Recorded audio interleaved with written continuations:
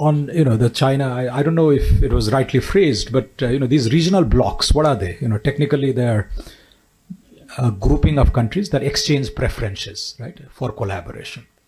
Now, if it so happens that bilateral engagements are more preferential, then countries tend to turn away from regional arrangements to bilateral arrangements. So hence the urgency for regional blocs to be highly preferential and for member states to really see the benefits. And that's what happened with SAARC.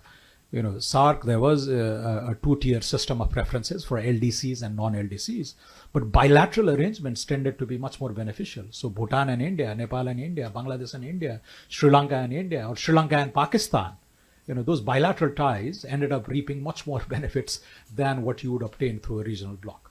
So, if Bimstec, if members don't see an inherent interest through the regional arrangement, those exchanges of preferences or cooperation on specific projects, then you would turn to. So that's just a fact of trade.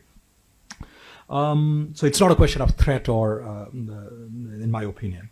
On riparian issues, there's a lot to be learned in the Ganges, Brahmaputra river basins on how the Mekong collaboration has happened, right?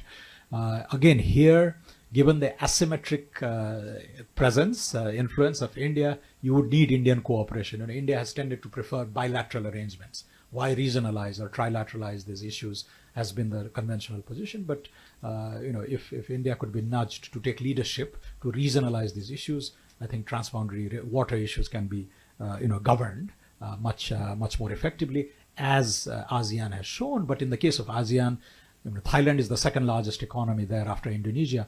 But it's not as big and dominant as India is in ASEAN. So cooperation there has been possible. Although one has to point out that Laos, Laos is 5 or 6 million. You have Vietnam next door, which is 100 million. So there is some asymmetry there in terms of size and population, but not so much on per capita incomes. On dispute, I was basically referring to one of the wonderful institutional innovations of the WTO was the dispute settlement understanding, the agreement, right, the DSU, where a country like Vanuatu could bring a case against the United States and win, right? It would be impossible if those disputes were raised on a bilateral level. Smaller countries would be crushed. So it is the smaller countries of this world that need institutional protection, that need international organization, that need regional blocks to safeguard their interests. Big countries don't need that as much. And in that spirit, there could be, it's not in the sort of acrimonious sense that you pick a fight against larger countries, but there are common issues. Let's say Nepal and Bhutan, when it comes to GATT Article 5 on freedom of transit, often very salient.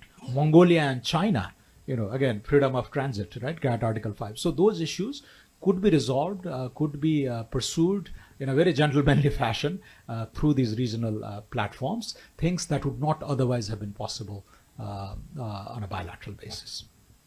It was written in 1775. So I often make this connection to point out that Adam Smith had already talked about the importance of water carries way and the size of markets, right? And this is really the raison d'etre for Nepal to really seek bilateral, sub-regional, regional, and even global engagements. Wealth creation is a result of productivity gains acquired through specialization. Specialization happens through division of labor, and division of labor is limited by the extent of the market, right? So this is really the core principle. So we're small, we're poor, we're landlocked, so we want to extend the market. And this is where SAARC would have come in originally, because we're locked on 3 sides by India. So India is a very dominant neighbor. Relations with India are exceptionally important, bilateral engagements. The rest of SAARC is not so much. And this is where BBIN has come into the picture in recent years, right? Bangladesh, Bhutan, India, and Nepal. There's a lot of activity there, movement there. Even though we don't have a formal secretariat, this is not as formal as either SAARC or Bimstec.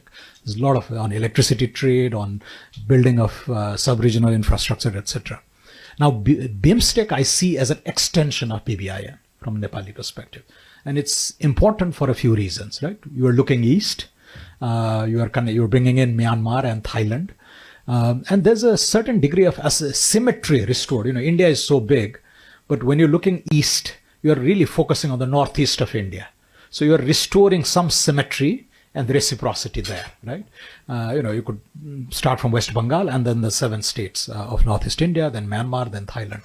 So that corner of South Asia, we see as a big potential to really extend our trading ties, investment ties. And the sectors that are of keen interest to us are clean energy, tourism, and production sharing. Some discussion on supply chains has already come up. Thailand is the Detroit of Asia. India hasn't been able to do too well on, even though the first special economic zones was set up here in the 60s. There's a curious case study. I won't go into this in detail on why the electronic sector didn't take off here, but the auto sector has taken off. Thailand has done well in both, right? So we need to look at cases from Southeast Asia where maybe some of those lessons can be amenable to application in our part of the world. Now again, Nepal, clean energy is our big currency. We've generated about 3 gigawatts so far. India alone has 400 gigawatts plus, but more than 50% of that is from coal. And there's the complementarity, right? Where, if you look at the diversity in peak demand, in November in India, in Delhi, your peak demand starts at 7 o'clock in the evening, ends at 8 o'clock at night. In May, it starts at 8 o'clock and ends at midnight. So this, variation. We know from classic trade that it's differences in factory endowments that allows for trade and win-win outcomes. So on energy, there's a classic, and Bhutan is doing this to a degree, and Nepal has just entered into a 10,000 megawatt sort of deal over the next 25 years. Now we want to not just bilateralize, but trilateralize this to involve Bangladesh. There's sufficient interest from Bangladesh to in fact build a hydropower plant in Nepal and then take a dedicated clean energy to displace dirty sources of fuel both in India and Bangladesh.